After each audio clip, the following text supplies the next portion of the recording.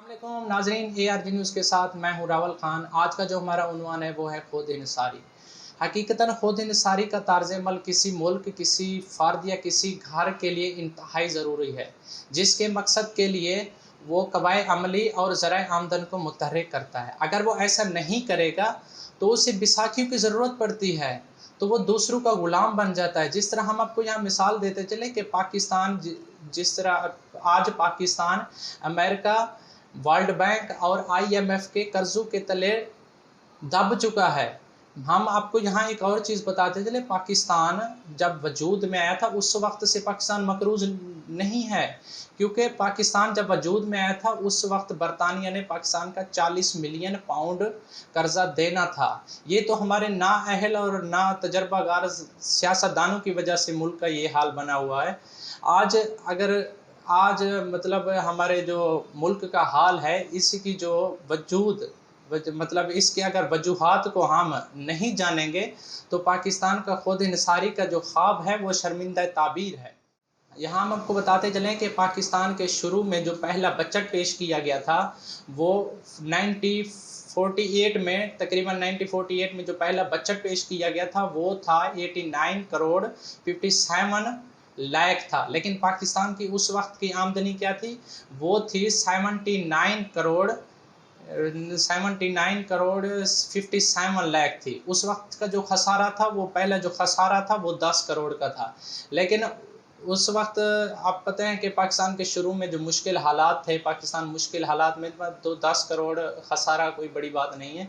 लेकिन पाकिस्तान का जो दूसरा बजट पेश किया गया था 1949 में, उस वक्त जो बजट पेश किया गया था वो था 1 अरब 11 करोड़। लेकिन उसमें कोई खसारा नहीं था। आप देखें कि शुरू से पाकिस्तान को खसारे तो नहीं हो रहे ना, जिसकी वजह से आज पाकिस्तान इस हालत में पहुंचा हुआ है। इस वजह से पता चलता है कि बीच में जो सियासतदान आए हैं, ना तजर्बाकार और ना अहल जो सियासतदान है, जिसकी वजह से पाकिस्तान को इतना नुकसान पहुंचा। हम आपको बताते चले कि लियाकत खान के बाद जब अयूब खान का दौर शुरू हुआ था, उस वक्त पाकिस्तान बहुत तरक्की में था। अयूब खान के दौर को सुनहरी दौर भी कहा जाता है। लेकिन क्या वजह, उसके बाद जब भुट्टो का दौर शुरू हुआ था ना, तो याह्या खान के बाद जब भुट्टो का दौर शुरू हुआ था, उस वक्त जो पहला बजट भुट्टो के दौर में 1972 में पेश किया गया था वो था 8 अरब रुपए। लेकिन उसमें कोई खसारा नहीं था। उसके बाद जो बजट पेश किया गया था 1977 में, तकरीबन जो पेश किया गया था वो था 37 अरब रुपए का। उसमें 2 अरब रुपए खसारा था। जो सबसे बड़ा खसारा हुआ था पाकिस्तान की तारीख में, जो पहला हुआ था वो भुट्टो के दौर में, जुल्फ़िकार भुट्टो के दौर में शुरू हुआ। तो इस तरह हुकूमतें चलती आई। लेकिन बेनज़ीर, जब नवाज़ शरीफ का दौर शुरू हुआ था, नवाज़ शरीफ और बेनज़ीर का दौर, ये अपनी मुद्दतें पूरी ना कर सके, जिसकी वजह से पाकिस्तान को नुकसान पहुंचा था, बहुत ज़्यादा नुकसान। जब इसका भुट्टो का इनकलाबी दौर शुरू हुआ था, उस वक्त भी उसने सनतों को, जो हमारे जो फैक्ट्रियां थी, उनको वो अपने तहवील में ले लिया था, जिसकी वजह से वो मज़दूर थे वो बेरोज़गार हो गए थे।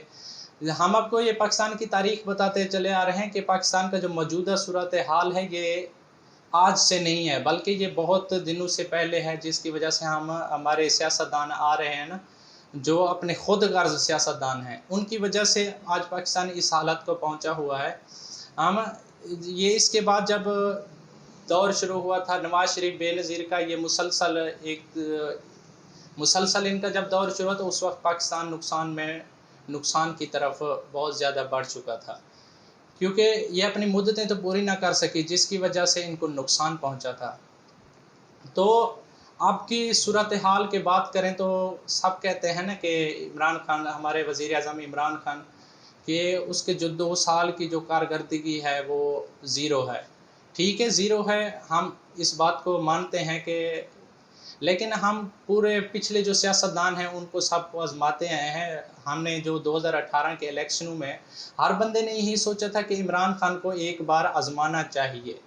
تو عمران خان ایک نیا بندہ ہے، کیونکہ پہلے یہ پولیٹکس میں نہیں تھا، تو سب نے یہی کہا ہے کہ عمران خان کو آزمانا چاہیے، کہ ثابت ہو سکتا ہے اچھا وزیر اعظم پاکستان کے لیے ثابت ہو سکتا ہے۔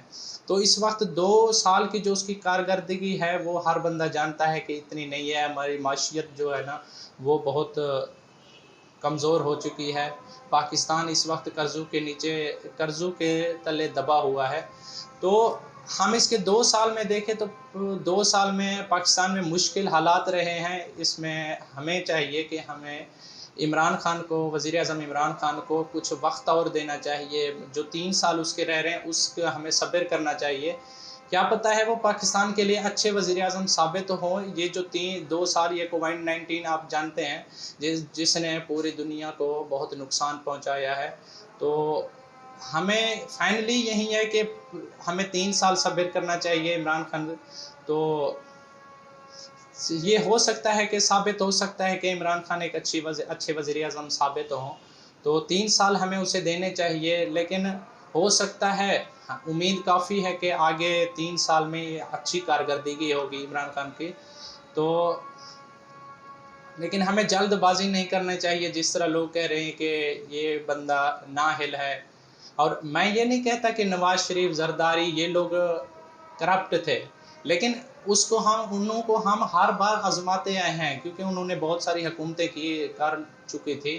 عمران خان پہلی دفعہ پولیٹکس میں آیا تھا تو ہمیں اسے آزمانا چاہیے تھا، ایک نیا بندہ تھا جس کی وجہ سے ہر بندے نے ووٹ دیے، تو ہمیں اس کے 5 سال پورے کرنے، 5 سال صبر کرنا چاہیے کہ اس کے 5 سال پورے ہوں گے تو اس کی کارکردگی، اس کا چہرہ جو اصل چہرہ ہے وہ سامنے آ جائے گا، تو وہ وقت دور نہیں ہے جب 5 سال پورے ہوں گے، تو شاید ہو سکتا ہے کہ یہ 5 سال ہمارے لیے اچھے ثابت ہو پاکستان کے لیے۔ ہم تو ہر وقت پاکستان عوام، ایز اے پاکستان شہری، ہم تو ہر وقت یہ دعا گو رہتے ہیں کہ پاکستان دنیا کا عظیم ترین ملک بنے، تو انشاءاللہ پاکستان میں ایسے لیڈر آئیں گے اور موجود ہیں، اگر لیڈر تو سارے موجود ہیں، اگر وہ ایمانداری سے کام کریں تو پاکستان نے دنیا کا عظیم ترین ملک بن سکتا ہے۔ ہم آپ کو بتائیں، پاکستان کا اللہ کا پاکستان کے اوپر ایک خاص رحم ہے۔ دنیا میں 2 ممالک ہیں جو کہ اسلام کے نام پہ بنے ہیں، وہ ایک پاکستان ہے، دوسرا اسرائیل ہے۔